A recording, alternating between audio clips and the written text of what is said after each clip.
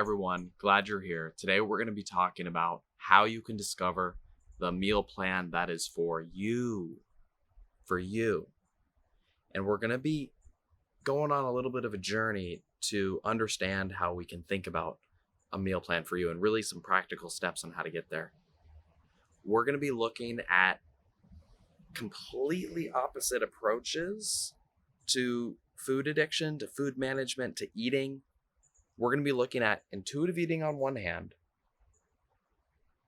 and what it thinks about food addiction and the causes of food addiction. And then I'm also going to be looking at Bright Line Eating and Overeaters Anonymous programs, which have a different perspective on food addiction. And so we'll have these two ends of the spectrum. And my message in this video is that I want you to keep your mind open to both, all right? And I'm not just because there's overlap, and I'm going to get to that overlap because I believe the overlap is where we get practical. But there's some we got to go on a little bit of a journey to get to that, to the overlap between these two. There's incredible overlap that I am excited to share. But how can we reconcile? How can we make sense of intuitive eating, which believes that food addiction seems real but isn't real? And I'll go through their argument in a second. They have a solid argument. And for many years, I have 100% believed that argument, that food addiction was not real. But conversations recently and over the years, I'm realizing that perspective, that food addiction is not real, seems real, but technically isn't real. I realize it's an absolutist perspective. It's a black and white. And so I'm opening my mind up to food addiction and where I currently stand on it, how it enables these two perspectives to coexist, and then the common overlap. Because if you're confused about eating, I believe you can get a lot of confidence in what you're doing when you understand these different schools of thought, see how they think, and also what they have in common. Because the stuff they have in common is some good shit. You know what I mean? Like the stuff they have in common, like, damn, that's gotta be truth right there. That's gotta be something true about eating, right? If these schools of thought, which one is all about emotions, the other one is all about chemicals, right? Nature, nurture, these different schools of thought that disagree with each other. That one is saying food addiction seems real, but isn't. The other one is saying it damn well is real. And these are irreconcilable positions. And I'm asking you to keep your mind open to both. I don't care what side of the debate you're on or whatever. We can get to a starting ground of eating. And this comes back to my ultimate point about eating enlightenment. The point is to get started on a food journey, whether you're an intuitive eater, abstinence. The point's to get started. There's common ground where you can get started. The point's to look inward. You can go either way. The going on the journey, committing inward to self, to looking at self, that's the important thing. To going inward, subconscious psychology. Get the food right. Do that. Start, you can start with that structure, that overlap that they have, whatever. You can be abstinent, you can be intuitive eating. Both can be an introspective journey. Many paths to yoga, right? In yoga, 1,000 ways to reach enlightenment. 1,000 ways to reach enlightenment in yoga. Same thing, eating, many different ways. The important thing is to start your journey, to start figuring it out for you. There are frameworks that work for different people. That is, and how can we reconcile all that? And what do these different frameworks have in common? So let's just dive in. I'm just going to keep telling you, and hopefully we can get to a pretty, let's start with where we're going. Let's start with where we're going. All right. We're going to the common ground. So that between intuitive eating and between Brightline, what I'm seeing as the common ground, I'm going to do an article about this soon. It's in depth. It's already 7,000 words deep. It's like a mini book, and it's a rough draft, but I'll share it with you soon. So stay tuned for that. But the common ground that I'm seeing between them, I've studied both. All right. I've been to Overeaters Anonymous. I'm well acquainted with many of their aspects. Started up in Tassajara when I was living as a Zen monk. There's an Overeaters Anonymous group up there. And since then, I've been in the intuitive eating disorder, treatment. I'm talking insurance, treatment centers. I've been in the whole wellness side of things. Anyways, so what they have in common, what I'm seeing, 4 to 6 hours, right? 4 to 6 hours. That looks something like 3 meals a day. It looks something like 3 meals a day and 2 snacks. So however you time it, that's a big common principle that both intuitive eating and these other abstinence programs have in common. They both recommend, if you start with that time, they both are very, very consistent on this timing thing. The time, that's like a big thing in between. So if we focus on the time, if you want a common sense approach to eating, these opposite approaches, from my analysis, from what I see, is they both really emphasize 4 to 6 hours.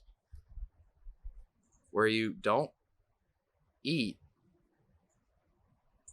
you watch your hunger levels. If it's more than 6 hours, you really got to eat. It's more than, and between 4 hours. So you don't snack. You try to let yourself get gently hungry. If you're not quite sure on your hunger levels, you still do it between 4 and 6 hours. You can start off with a schedule. 8, 12, 3, 5, whatever your schedule is. You can start consistently. You start with that consistency, that regularity, the timing. Every day, 4 to 6 hours. That looks like breakfast, lunch. You've heard this before. But the emphasis is a little different. We'll get into the specific common foods they recommend. We'll get there in a second. But from what I see, this is the single most important. They are lock sync with this, right? When we get to foods, they recommend a little bit different foods. There's some overlap with the foods, but I want to focus on the degree of commonality between these different approaches, all right? Like, that's what's important to me. That's where I get like, ooh, like they are really in agreement with this 4 to 6 hour thing. Like that, damn, you can sink your teeth into that. You can trust that. That's what I believe you get when you allow yourself to become open to alternative schools of thought. You see how in many ways they are expressing the same truth as you. And you get a richer appreciation for the deeper truth that your own path espouses, quite frankly. By studying Overeaters Anonymous, if you are an intuitive eater or aspiring intuitive eater, you can better understand your own path. Vice versa. If you are aspiring, if you're a food addict in recovery and you are and you know you are powerless over food, studying intuitive eating, learning its principles, and integrating it into your own journey can help you appreciate abstinence more fully and deeply and what it really means to walk that path of abstinence. So that's the message I'm want to put out there. Keep your mind open. Let's see what these things have in common. I will be doing a post in the future about more of these things they have in common: timing, some overlap on foods, and mindfulness. From what I'm seeing, I'm in the field. Trust me, I'm in this eating field. That's my job, Eating Disorder Center. From what I'm seeing with all these different healthy diets, there are a few things they all have in common. They do have many things in different, but what I'm fascinated about is what they have in common, because that's the starting point, I believe. A valid starting point, like an objectively, for my analysis, that's the objective analysis. Great starting point for any person who wants to go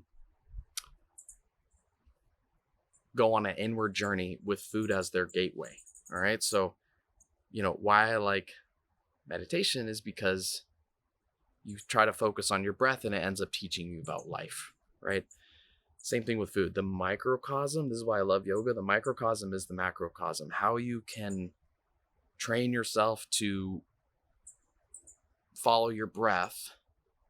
It teaches you lessons about impermanence, how everything comes to pass. As I get older, I appreciate this more. Everything, friends, they come into your life and there's love and people go away. And it's sad. And the poignancy of life, that things come and go, and you kind of learn this, and you start off small, right? By studying your food relationship, hunger, and when you're eating, the basic things, timing. You maybe journal about it. You start studying this self-analysis, self-reflection, inward looking. That's what I mean by going on your own journey. Looking inward, looking inward, self-reflection, self-study, understanding who you are, trying to figure out the patterns, a lot of curiosity. It's all about curiosity. It's all about learning, curiosity, right? So that's my message right here. Can we be curious? Can we be open to the other, can we be curious? And that's kind of a eating enlightenment, right? Can I be open? And then another kind of form of eating enlightenment, like, can I explore and realize some stuff about, when I learn about food, can it teach me something about life? And that's the important thing, learning about life through your food journey. The point is not to go on a food journey for the sake of a food journey, right? That like great, weight loss can be part of your process. By all means, that's a valid goal. But if weight loss is not teaching you about life, if you are not learning enriching, nourishing life lessons through your weight loss journey, it's falling short. I have a feeling you know what I mean. It won't work either. The important thing is to be able to adapt and integrate principles into your own, because one path is dangerous. Rigidly believing in one path is dangerous. Right? That's the most dangerous thing, in my opinion. Rigidly believing in one path. That's what I'm cautioning you against as well. And I hope you see me challenging my own beliefs with intuitive eating as well. And me saying, like, abstinence is a valid path, can be a valid path. I'm hearing stories of people who are benefiting and have benefited for years by following the abstinence path.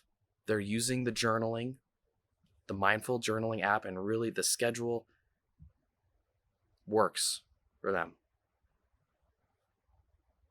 So it's what works for you, and it's being curious enough to find out.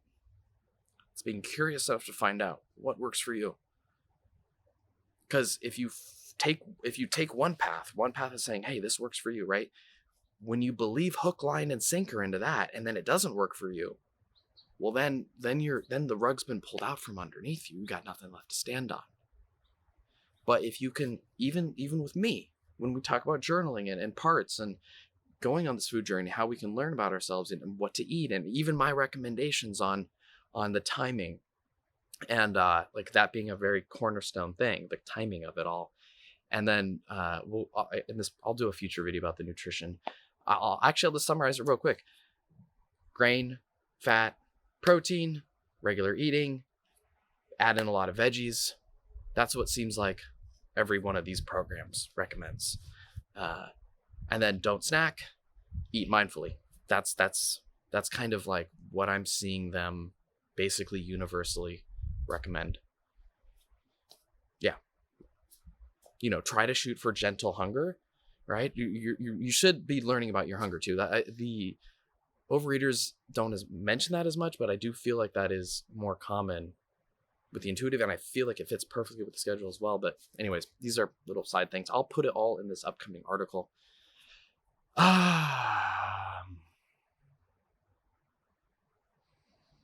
But even with me, take what I have to say with a grain of salt, because that way, if it doesn't work for you, you knew from the beginning you were just trying to learn something for your own journey.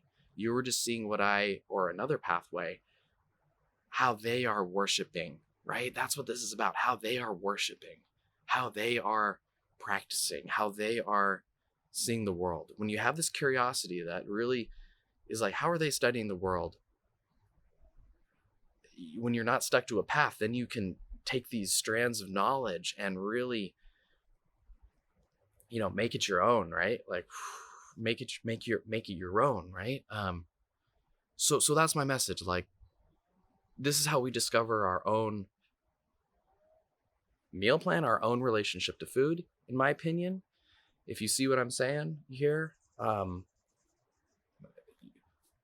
starts with curiosity. The be all and end all is curiosity. It's being open, it's learning, it's integrating, right? Because it's integrating. We could be curious there's also, this curious. So we got your original position, right? We got the antithesis, right? That's very important here. Can you see the opposite? Can you understand the opposite? Thesis, antithesis. This is the Hegel thing that I'll talk to you about in the next article as well. Thesis, can we understand the opposite? And can we integrate synthesis? If we can do this, if we can understand the opposite approach and synthesize it, that's what we're looking for, synthesizing it all together. That's what we're after right here. That's how you notice how I'm saying you figure out your food relationship. That way there's more freedom. Their identity becomes an intuitive eater or an overeater. Hell, I'm figuring out that for myself. Hey, intuitive eating. I've been okay, intuitive eating. You don't have all the answers. So anyways, yeah, that's where I'm at. Thank you for listening. Let me know in the comments below.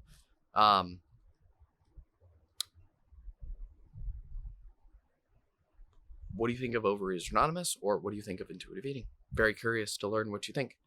Okay, that's it. Peace.